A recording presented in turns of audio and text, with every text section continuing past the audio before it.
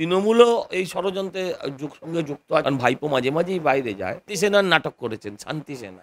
ভারত বিশ্বগুরু হতে চলেছে। তারা ভারতকে একটু চুলকবে না, একটু কাঠি মারবে না, একটু আঙুল চাবে না। বাংলাদেশকে কেন্দ্র করে ভারতবর্ষকে অশান্ত রাখ। এখন একটা ইস্যু চলছে বাজারে, সেটা যে বাংলাদেশ বাংলাদেশ বাংলাদেশ। অন্য ইস্যুগুলো গৌণ, এই ইস্যুটা এখন মুখ্য।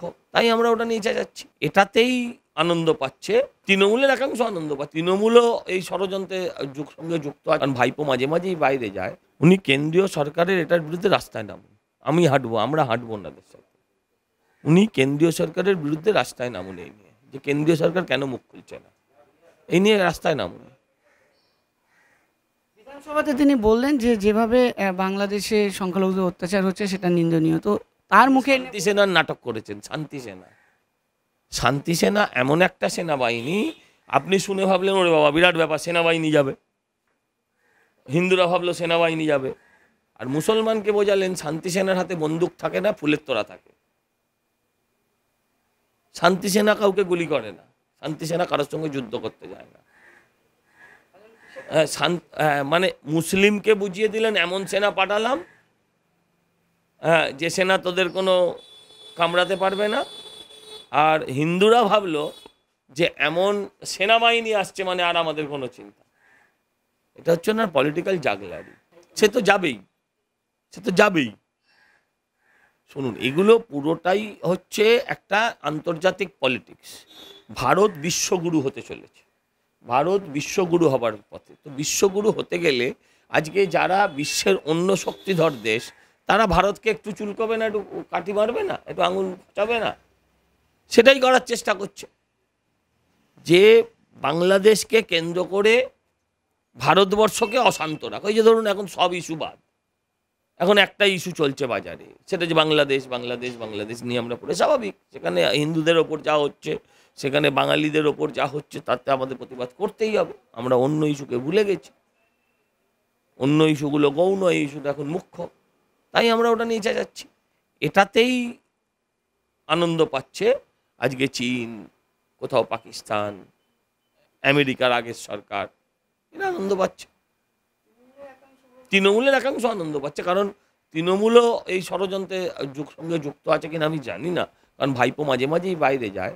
যে এটা করার ফলে আমরাও আর আরজিকর নিয়ে কম কথা বলছি, আমরা এখন বাংলাদেশ নিয়ে বলছি। তাহলে ওরা বলুক আমরা মুসলমানদের কথা বলি, আমরা হিন্দু বিরোধী। আমরা কোন কথাটা হিন্দুদের জন্য বলেছি?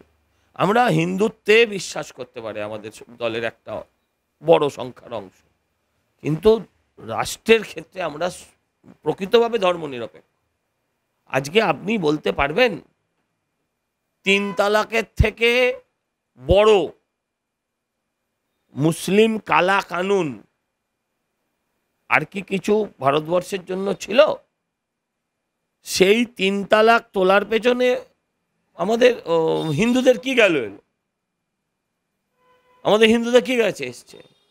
হিন্দুত্ববাদী সরকারের কি যায় আসে? কিন্তু মুসলিম মানুষের দুঃখ দুর্দশা দূর করার জন্য তারা এই আইনটাকে নিয়ে এসছে। আচ্ছা, যখন গৃহ আবাস যোজনা দিয়েছে, তখন কি বলে দিয়েছিল যে নামের আগে মোহাম্মদ থাকলে কম্পিউটারে নেবে না, নামের পেছনে খান লেখা থাকলে কম্পিউটার অ্যাকসেপ্ট করবে না?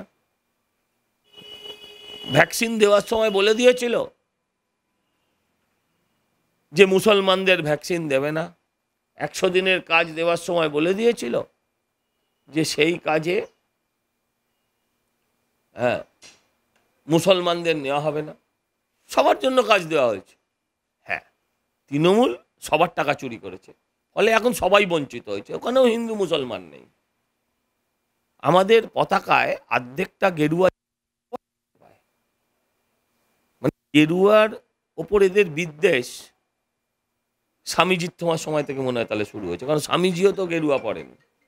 গেরুয়া বসনের ওপর এদের যে বিদ্বেষ, এই বিদ্বেষটা দেখলে খুব খারাপ লাগে। কারণ স্বামীজিরও বসন গেরুয়া, সেই কথাও ভেবে গেরুয়ার প্রতি শ্রদ্ধা থাকা উচিত। আমাদের পতাকার অর্ধেকটা গেরুয়া, তো অর্ধেকটা সবুজ। মুশকিল হচ্ছে ওরা সবুজটা দেখতে পায় না। অর্ধেকটা গেরুয়া, অর্ধেকটা সবুজ।